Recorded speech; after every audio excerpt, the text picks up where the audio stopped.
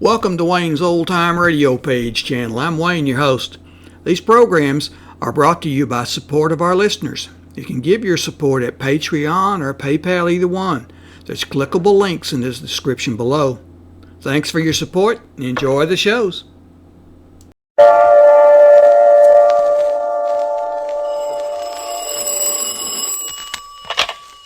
Hello, Yukon 28209. Yes, this is Candy Matson.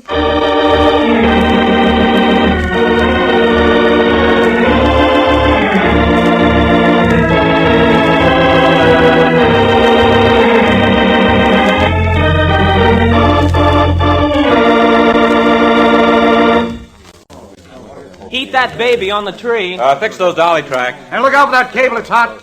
Give me a hand with this cigarette. Mallard, what in the name of the San Francisco Police Department are you doing up here on Telegraph Hill? Working, Candy, in the name of the San Francisco Police Department. Here, with these people who are making the movie? Yeah, how about that? Me, a lieutenant in homicide, and I'm assigned to riding herd on these Hollywood characters. Oh, it's better than murder. I'll take murder any day. What are you doing around here? I did some shopping at Speedy's this morning. While I was pinching the avocados, they told me that there was a Hollywood gang over by Coit Tower shooting some scenes for a movie with a San Francisco background. They might just as well have stayed in the studio. They brought their own lawns, prop trees, fake bushes, the works. If it ever snowed up here on Telegraph Hill, they'd have brought some of that along, too. You've never worked in Hollywood, Mallard. Only God can make a tree, but Hollywood presumes to improve on them. What are they doing now?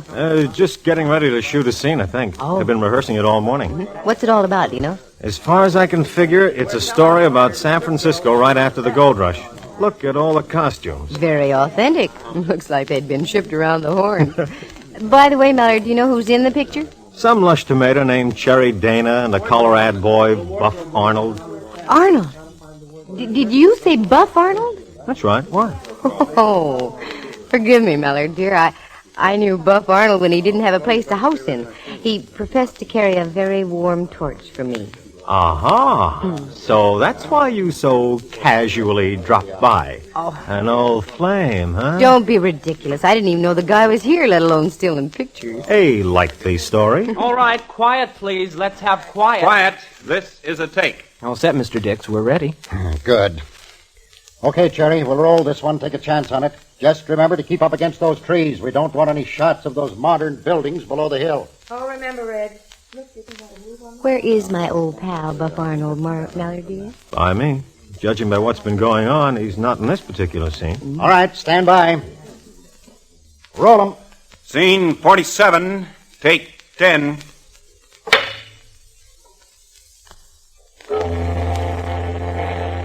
Wait a minute. Cut.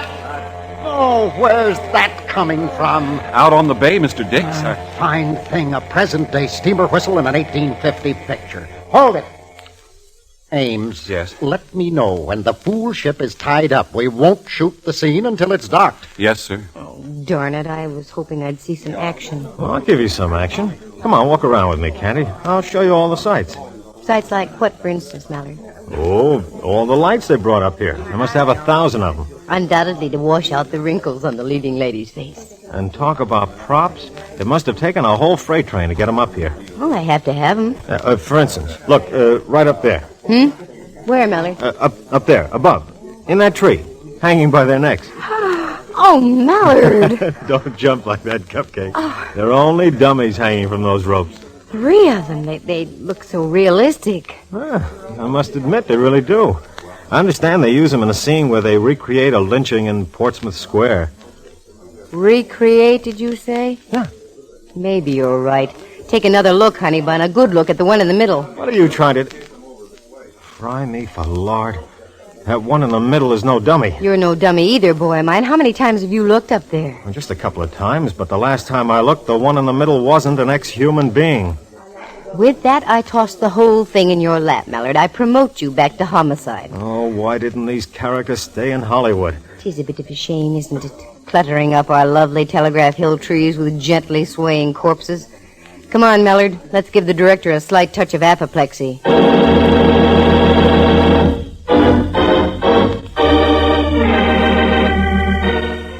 The National Broadcasting Company presents Candy Matson, Yukon 28209.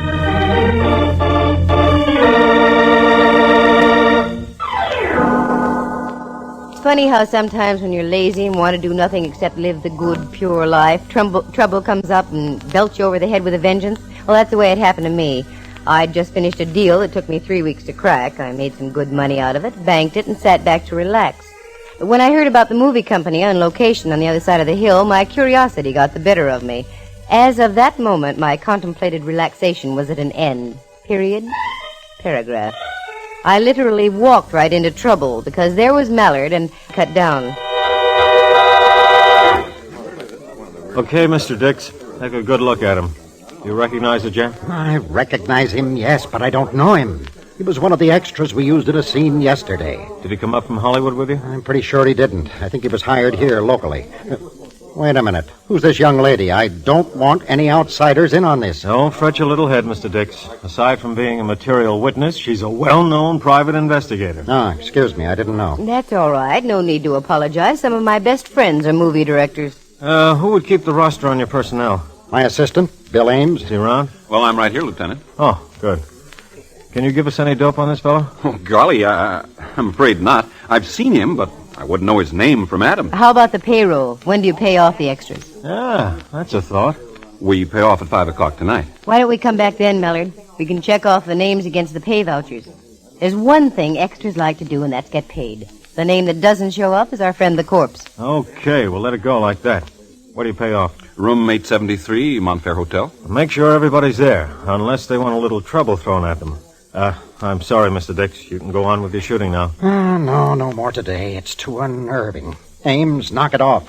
Call will be for 8 o'clock tomorrow morning, sharp. Right, Chief. Break it up, everybody. 8 o'clock tomorrow morning, in costumes, and that means 8 o'clock, understand? Not morning.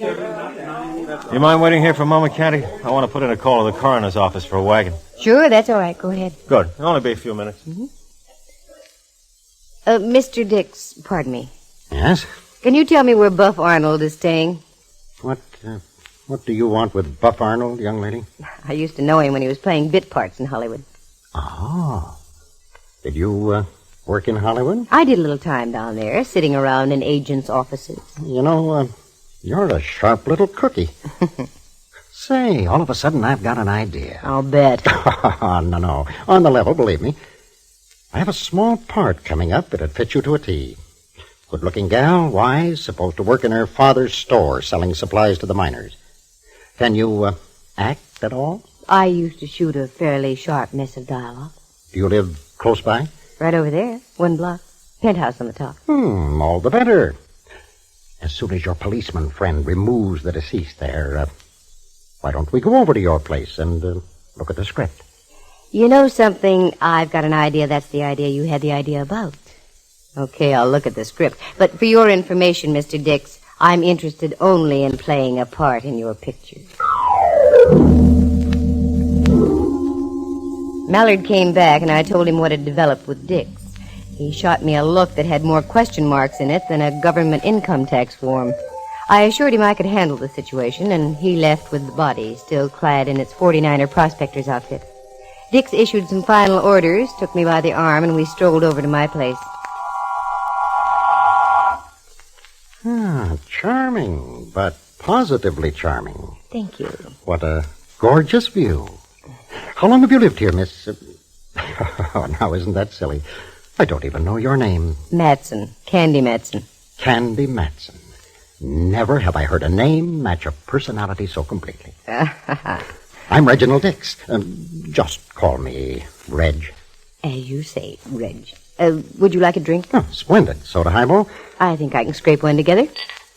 This is absolutely enchanting. I'm going to ask to make all my pictures in San Francisco from now on. I don't think you'd go wrong. Of course, it'd be a little rough if you were making a picture with an Indian background and needed shots of the Taj Mahal and the Himalayas. Oh, simple. I'd change it to the Ferry Building in Twin Peaks. Very good. Here you are, Reg. Thank you. I can use this after that messy discovery up there on that tree. Well, here's to crime. That's a charming toast. Now then, about this part you were speaking of, I don't even belong to the Screen Actors Guild anymore. Oh, mere detail. I'll call the studio tonight and have them arrange your membership. As simple as that. You know, I think if some of your bright boys got together, you could win the war in Korea without half trying. Now, let's not be snide, my dear. Mm-hmm. Oh, excuse me a moment. Someone at the door. Certainly. Whoever it is, though, send them away. Yes, Master. Hi. Hi.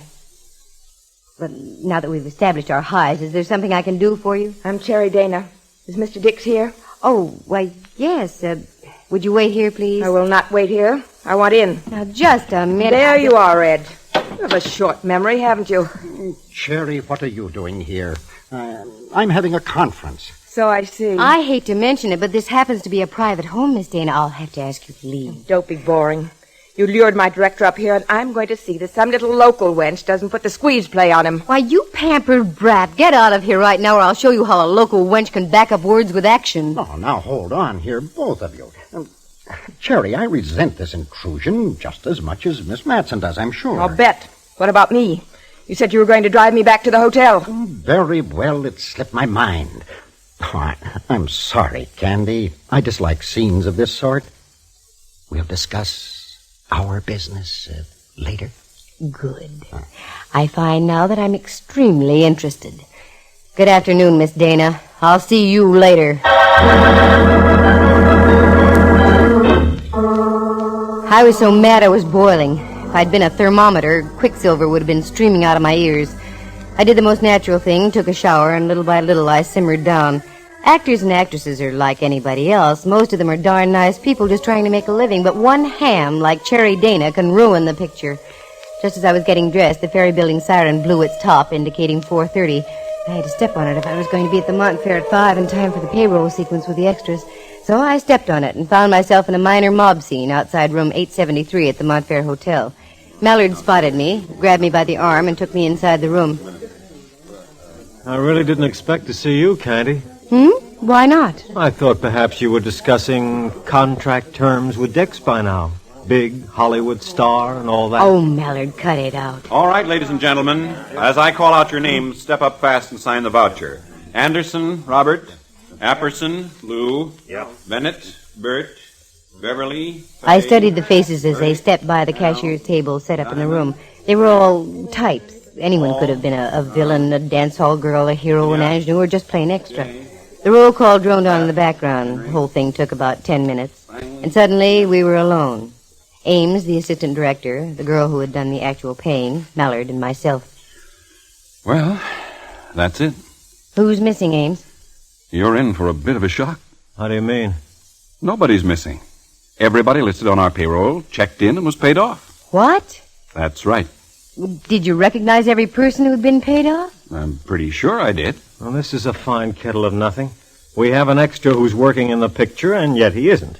So he ends up hanging by his neck from a tree on Telegraph Hill. Who was the Joker? The Joker, the one you can play wild. Are you sure they're all paid? Well, positive. Double-checked with their guild cards and signatures. Well, isn't this cute? Oh, excuse me, please. Hello? Yes, this is Ames. Oh, yes, Cherry. What? He's what? Great Scott.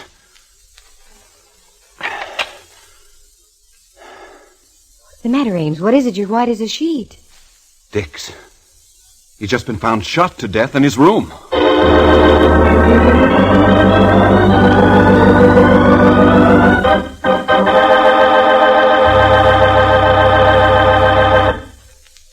From San Francisco, the National Broadcasting Company is presenting Candy Matson, Yukon 28209.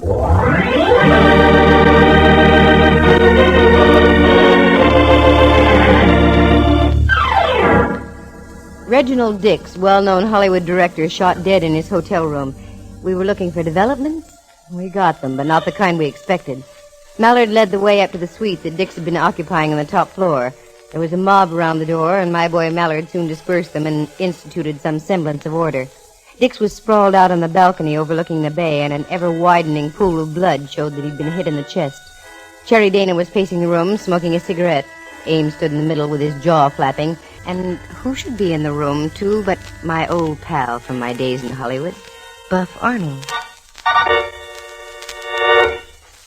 Candy Matson. What a place for a reunion. Yes, isn't it? How are you, Buff? Ill. Terribly ill. If I have to step into the other room, I hope you'll understand. Reg was a great friend of mine. Sure, let's go in the bedroom. You look sort of green. Besides, I have a few questions I'd like to ask you, Buff. It's a deal. Anything to get out of here, let's go. Wait a minute, Candy. Who is this guy? Buff Arnold, Mallard, the fellow I was speaking about. Where were you going? In there, he doesn't feel too good. The closest he's ever been to blood is a bottle of ketchup and color. Okay. Don't let him out of your sight. I have a flock of questions and need a flock of answers. As you say, Mallard, dear. And don't get carried away yourself. This the bedroom? Yeah.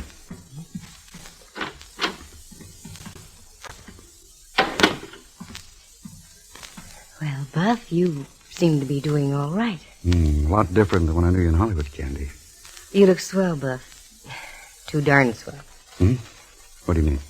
You bring back too many memories. You look mighty good yourself, Candy. You're no longer a plump little kid just out of high school. You're downright pretty, gal. In the good old days, I'd have jumped through hoops to hear you say that. Got any hoops handy? I'll say it again. No soap. Maybe we could revive some of those memories, Candy. Not a chance, Buff boy. Things have changed. Hollywood and everyone in it, including you, are a part of a dim, sad past. And instead of just plain Buff, that's a rebuff. Very cute. I haven't heard the gag pulled since yesterday. Tell me, did you hear about the body that was found on Telegraph Hill this morning? I sure did. Now, poor Reg. I told him this picture had a jinx on it before we left the studio.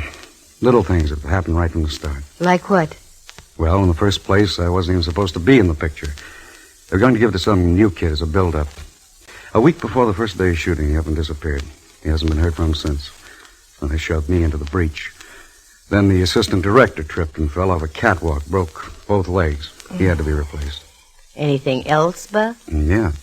About that time, Cherry Dana whipped herself into a batch of temperament and walked off the lot. Held up production a week. Then the luggage for San Francisco was rerouted somewhere else. Never has caught up with us. Now the body this morning and Dick's just now. Certainly sounds like a jinx. By the way, how do you and the great Cherry get along, Buff? Fine.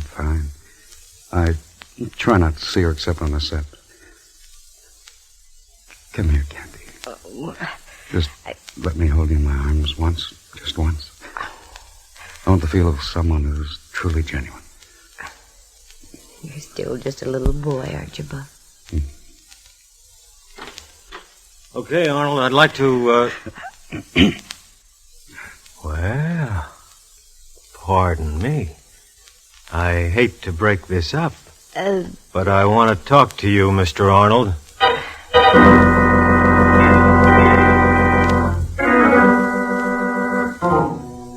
That was a fine time Mallard picked to walk in. And then I got to thinking, maybe it was a fine time. He was due to have a little fire set under him. As I walked out into the other room, the boys in blue had arrived, and they were swarming all over the place. Ames was no longer present, neither was Cherry Dana. I wasn't going to give Mallard the satisfaction of an explanation, so I eased out the door and went down to the lobby. I asked where Ames was staying and went back up to his room, 672. A knock on the door produced results. Just a moment.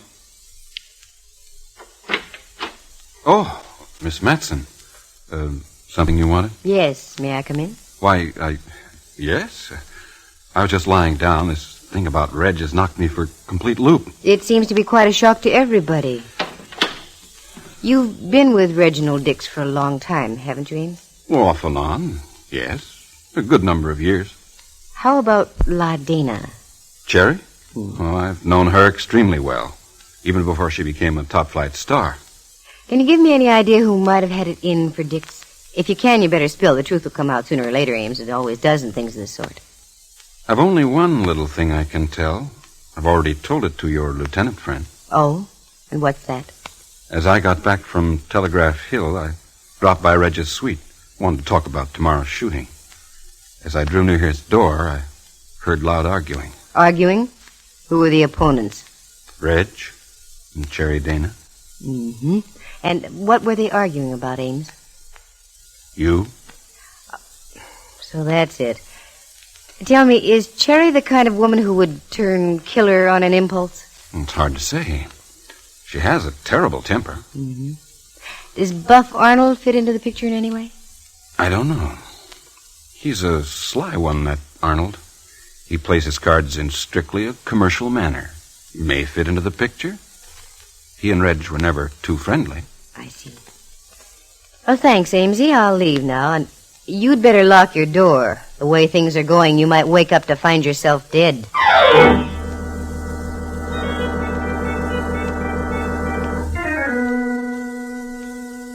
I went up to Cherry Dana's suite, but I drew a blank there, no answer. So I went back to the scene of the murder, Dix's rooms on the top floor. Mallard was just leaving. He shot me a look that would have knocked out a North Korean tank at 1,000 yards and started to brush on by me, but I would have none of it. Now, just a moment, Boy Blue. Come on back to that over 21 level. Just because Buff had his arms around me is no sign we were playing a scene from Romeo and Juliet. I don't think I've seen that close a grip even in professional wrestling. Oh, cut it out. What'd you turn up in there? Anything at all? No, not a thing. Can't even find the murder weapon. Got any ideas? Lots of them. We've already taken Miss Dana into custody. I had a hunch it was leading in that direction. Incidentally, did you ever hear of a Christopher Seema? He's been a bookie around town here for several years. Christopher Seema? No, can't say I have. Why? He was the boy who was hanging from the tree. Oh. According to our files, he dabbled in everything from gambling to blackmail. Seema, that name rings bells somehow, Mallard. One other thing. This isn't personal, you understand? Yeah. But stay away from Buff Arnold. We've got our eye on him, too.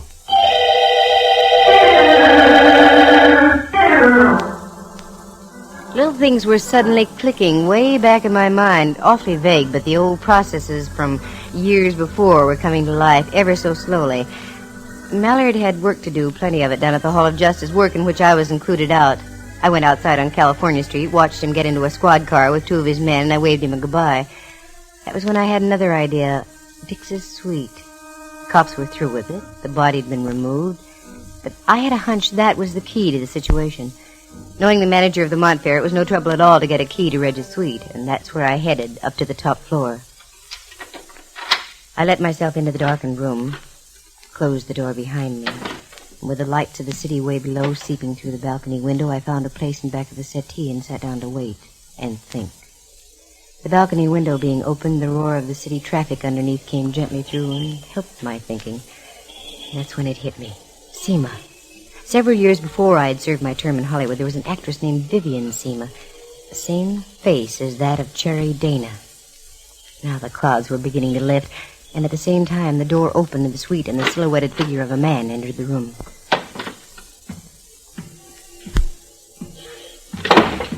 Blast the luck. Okay, Buff. Relax. What? This is Candy. Come on over here by the settee. Hurry, I'm expecting company. What are you doing here, Candy? You've got the wrong page of the script. That's my line. What are you doing here, Buff? Honestly, you've got to believe me. I left my lighter here this afternoon. I was afraid the police would find it. Naturally, I can't afford any bad publicity. It'll ruin my career. I believe you, Buff. You always were fond of that career, weren't you? Don't answer, just keep quiet. What's up? A guy named Seema, if I'm right.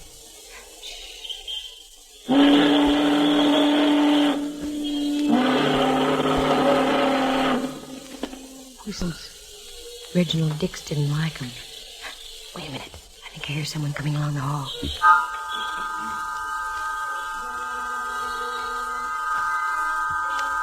The door slowly opened and closed again.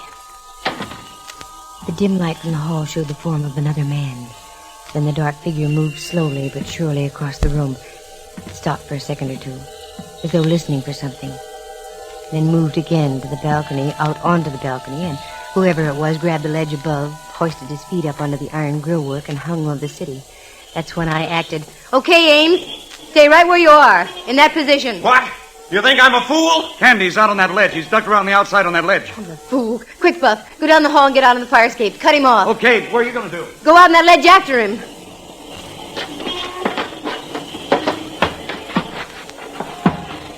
You better come back, Ames. You're cut off at both ends. Oh, no, I'm not. Not with this gun I've got. That's the same gun you killed Dix with, isn't it? Very clever hiding it up on this ledge out here. No wonder Mallard and his boys didn't find it. Look out there on the city, Ames. One misstep and you go off into space. Think it over. You better come back. Not on your life. I'm coming after you. I'm down at the other end, Candy. Good. Now we've got him. Yes. Yes, you have. Obviously, this is the end. Perhaps you don't know what it is to love. Perhaps you don't know what it is to be scorned. I do, painfully so. This is the end. But I'm not going to go alone. You're going with me, Miss Matson, like this. No! No, the recoil. It'll knock you right off the ledge. Oh!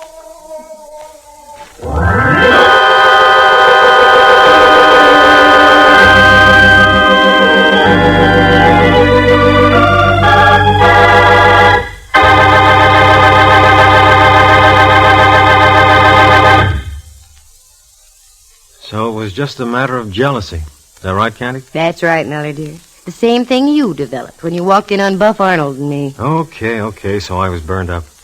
Tell me more. It was the name Seema that did it, Mallard. Do you know what that is? All right, I'll play quizzies with you. What's the name Seema? Seema is Ames, spelled backwards. Uh-oh. You see, that was Ames's real name. At one time, he had married Cherry Dana under the name of Seema. When she began to be big in pictures, she divorced him, but he carried the eternal torch. Silly, she wasn't worth it. Of course not.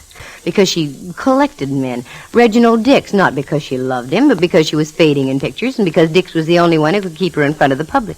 Logical. But what about the Seema hung up in the tree on Telegraph Hill? There we have the plot. The Seema up in the tree was Ames's brother, a ne'er-do-well. The night that Ames arrived in town here, he looked up his brother, got a bit tight, and told him what he'd done. Caused the original leading man to disappear, shoved the original assistant director off a platform, breaking his legs. In general, did everything he could to sabotage the picture. Then he pulled the strings to get himself named as assistant director so he could be near Cherry. Love and jealousy. Mallard, I'll get to that in time. Cherry had vaguely promised that she'd remarry Ames. But when he saw his own brother was going to blackmail him, he went crazy. That's when he strung him up with the dummies in the trees. From there, it was just a step to knock off Reginald Dix and have a clear track for himself. I'll go back to what I said to begin with. Why did these characters from Hollywood have to come up here to San Francisco and louse up our scenery, as well as our police department? Oh, to heck with your police department. That's the last time I'm going to climb around a ledge hundreds of feet in the air. Not so strange. Buff Arnold was out on that ledge, too, wasn't he? Oh, Mallard, sometimes you make me so... That reminds me, I have a date tomorrow night. Sure, with Buff Arnold. No, that's tomorrow morning. I'm driving him down to the railroad station. Date for tomorrow night? With you, Mallard, dear. We're going to see a Roy Acuff movie. Oh, Candy. Roy Acuff. Monarch of all the cowboys. Yeah, monarch of all the cowboys. I'll see him with you. And if that isn't love, I don't know what is.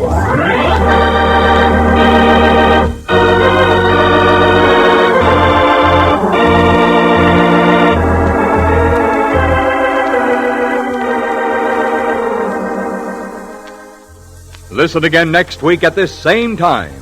For excitement and adventure, just dial... Candy Matson, Yukon 28209.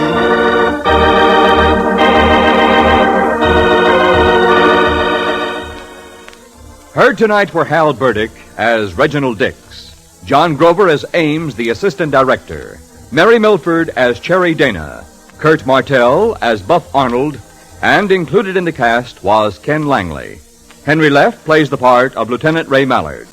The program stars Natalie Masters as Candy and is written and directed by Monty Masters. Sound effects are created by Bill Brownell, and Eloise Rowan is heard at the organ.